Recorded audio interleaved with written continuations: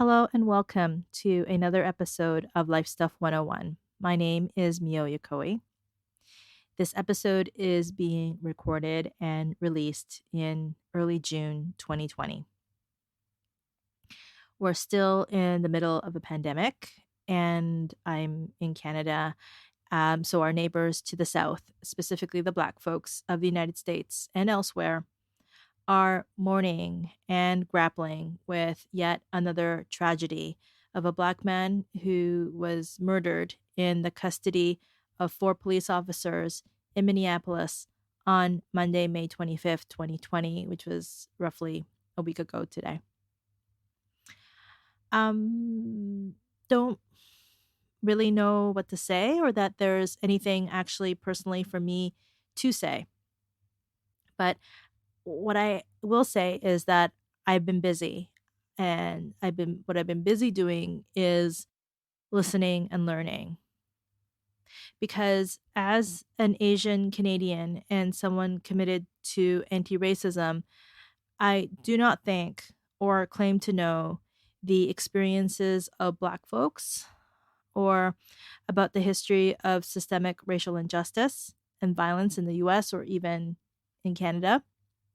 The same is true for my lack of deep knowledge regarding the history and important work of the Black Lives Matter movement. So, for the non Black folks who's tuned in to this episode today, what I will be doing is sharing some of the resources that I've been learning from with hopes that they'll help with you listening and learning as well.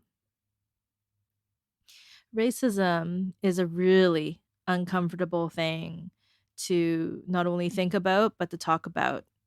And, but yeah, and if there's one thing I've learned, it's that being and staying comfortable doesn't create or move any of us forward toward change. With that said, what you might find in these resources themselves might be extremely uncomfortable. But maybe the way to think about it is that the more uncomfortable it might be, maybe it's that is where your attention most needs to be.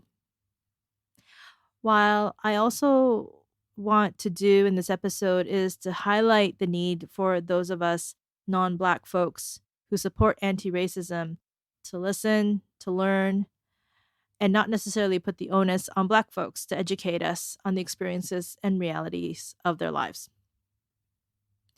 That said, there are many voices and activists who are creating art, videos, social media posts, podcasts, articles, and authors, and those who are also recommending books. So I did want to firstly highlight blacklivesmatter.com. It's a resource to learn more about the history of the movement, and you can find the What Matters web series there and ways to get involved. And like I said, I'm learning and continuing to learn from the many resources that are available, and I wanted to share some of them here. And most of these resources have come as recommendations, and others I have come across personally myself recently. And I also want to mention that you can find a list and link to each of the resources in the show notes in case you're listening and you're not able to get to those resources right away. But I also will have a page on my website, lifestuff101.com/anti-racism, where everything will be listed as well. And what I'm hoping to do is if there are any graphics, and I'll be actually talking about a Twitter thread as well, to actually embed them into the page, even though I would highly recommend that you go to each of these accounts, check them out yourself, hopefully follow them to show your support, and definitely would recommend that. But if you would like to see all the resources on one page, that's also what I'm planning on doing. But let's start with Instagram. The first account that I wanted to talk about is called Her Modern Life, and that's one word, on Instagram. And it's a great account, but there was two specific posts that I has been really helpful for me. One is called How to Be an Ally, and there's another which gives an example of how framing matters. The second account I wanted to talk about is called Same Faces Collective. That's one word, Same Faces Collective. It's also on Instagram. And they have a bunch of really, again, helpful posts. But there's one post in particular called How to Help the Movement If You Can't Attend Any Protests. And that post includes suggested readings, movies, and organizations to donate to, including the Minnesota Freedom Fund, the BLM Fund, and the Black Trans Women's Fund. And the last of the Instagram accounts I'll talk about today, and I am likely going to mispronounce her name, but she is Elise Ruriani, and that is spelled ALYSERURIANI. She's on Instagram as well, and she's an art therapist in training. She has very creative and informative posts. Two in particular I just wanted to highlight. One is called the Anti-Racist Bingo Reading List Edition, where you could essentially play bingo and also go through a reading list of anti-racist literature. And the second post is the Anti-Racist Bingo Accountability Edition. Really great account, and those particular posts are really fantastic. The Twitter thread that I spoke about earlier is by Eric Buddington on Twitter. And she posted a really detailed thread of the history of racial violence and oppression in the United States, starting from the Cincinnati riots in 1829. And I will be including a link to that particular thread in the show notes. The next thing I wanted to mention is a video. And it was a video that was posted recently on Facebook. It is by an online business coach named Rachel Rogers. She is a podcast host as well. I haven't listened to her podcast, but just wanted to mention that she's a podcast host, and her website is hello7.co. And like I mentioned, she recently went live on Facebook to speak to the dangers of the good white liberal response. In this case, she is talking specifically about a well-known online entrepreneurial personality, Marie Forleo. But I think that what she speaks to about the good white liberal response is a really important perspective and something that I think is beneficial for all of us to hear.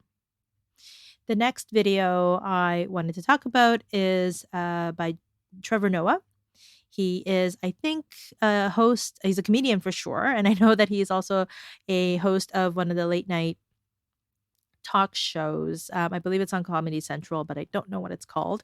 But he posted a video speaking to the connection between racism, coronavirus, Amy Cooper, George Floyd, and the city of Minneapolis on his YouTube account. And in that video, he also discusses the idea of society existing because of a social contract and what it means when the social contract isn't equal for everyone in the same society. So, again, that video is posted on YouTube, and the link to that video will be in the show notes. I recently came upon a op-ed piece written by Kareem Abdul-Jabbar, who's an activist, author, and former NBA star and athlete. And he had written, like I mentioned, an op-ed for the LA Times, and it was called "Don't Understand the Protests. What you're seeing is people pushed to the edge."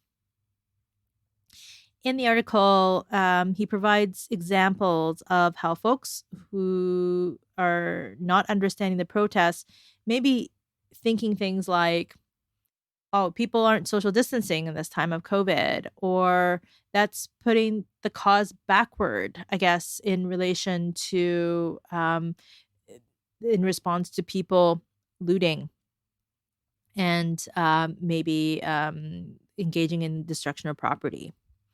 And in response to that, Abdul-Jabbar says, quote, "You're not wrong, but you're not right either. The Black community is used to the institutional racism inherent in education, the justice system, and jobs. And even though we do all the conventional things to raise public and political awareness, the needle hardly budges." I would highly recommend checking out his op-ed, and I will, like with everything else, be linking to that article in the show notes. And I'm also going to mention all the books that are currently on my list to read. The first one is White Fragility by Robin DiAngelo. The next one is Me and White Supremacy, a 28-day challenge to combat racism, change the world, and become a good ancestor by, I am so sorry if I mispronounce the author's name, Layla F. Saad, Saad. The third book is My Grandmother's Hands, Racialized Trauma and the Pathway to Mending Our Hearts and Bodies by, again, my apologies for the mispronunciation, Resmaa Menakem. The next book is called Mindful of Race, Transforming Racism from the Inside Out by Ruth King. And the last on the list for the time being, for me anyway at least, is called Between the World and Me by Ta-Nehisi Coates. And there are a couple of links that I've also come across, which are a list of many and various anti-racism resources. And I thought I'd mention them here if you want to check out these different resources that are there. The first one is called the Anti-Racism Resources for White People, which is a Google Doc, and it includes books for children, a list of articles, videos, podcasts, and books. Again, I will be including the link in the show notes. And there's also a link by Rachel Ricketts on her website. It's a comprehensive list of anti-racism resources, which includes resources for healing for women of color. And she also addresses racism and spiritual wellness and multiracial identities. And I will be including that link, but it's rachelricketts.com/anti-racism-resources. And in a lot of the resources I've mentioned today, they include a list of organizations and funds that you can donate to. And there are also online lists of businesses owned by Black folks, which you can choose to buy from and support. And one of those lists is a list of bookstores that are owned by Black folks in the United States that's available at aalbc.com/bookstore/list.ph. That's the website for the African American Literature Book Club. And again, I know that I said that quickly, so if you wanted to just check out the show notes for the link itself. There is another website of lists of businesses owned by Black folks, WeBuyBlack.com and BlackToyStore.com. And as I have mentioned a number of times now, each of these resources will be listed in the show notes. And you can also find them at lifestuff101.com/anti-racism in one word. I am listening and learning, and I hope you'll join me. Thank you for listening to today's episode. And until next time, I hope you are safe and in good health wherever you are in the world. And I look forward to speaking to you again real soon.